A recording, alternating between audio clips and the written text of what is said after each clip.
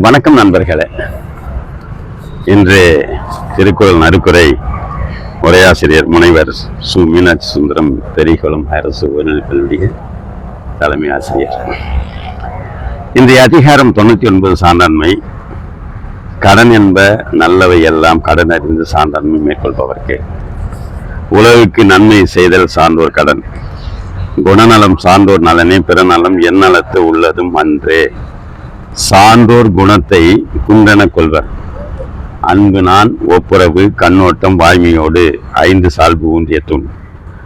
சான்றாண்மைக்கு தூண்கள் அன்பு, நான், ஒப்புரவு, கண்ணோட்டம், வாய்மை. கொல்லா நலத்தது நுண்மை, பிறர் தீமை சொல்லா நலத்தது சால்பு. பிறன் தீமை சொல்லாமை சான்றாண்மை. ஆற்றுவார் ஆற்றல் பணிதல், அது சான்றோர் மாற்றாரை மாற்றும் படை.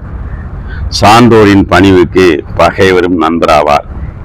சால்பிற்கு கட்டரை யாதினின் தோல்வி துளையல்லார் கண்ணும் கொளல். தாழ்ந்தவரிடத்திலும் தோல்வி ஒப்புதல் சான்றாண்மை. இன்னா செய்தார்க்கும் இனியவை செய்யாக்கால் என்ன பயத்தவோ சால்பு. தீமை செய்தவர்க்கும் நன்மை செய்வது சான்றாண்மை. இன்மை ஒருவர்க்கு இழிவன்று சால்பென்னும் திண்மை உண்டாக பெறின். சான்றோர்க்கு இழிவல்ல இல்லாமை. ஊழி பேரினும் தான் பேரார் சான்றாண்மைக்கு ஆழி எனப்படுவார். சான்றோர் தம் நிலை மாறார்.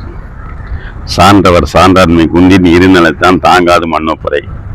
சான்றாண்மை குறைந்தால் உலகம் குலையும். நன்றி. திருக்குறளை படியுங்கள், திருக்குறள் வழி நடந்து பாருங்கள், வாழ்க்கை வளப்படும். நன்றி, வணக்கம், வாழ்த்துக்கள்.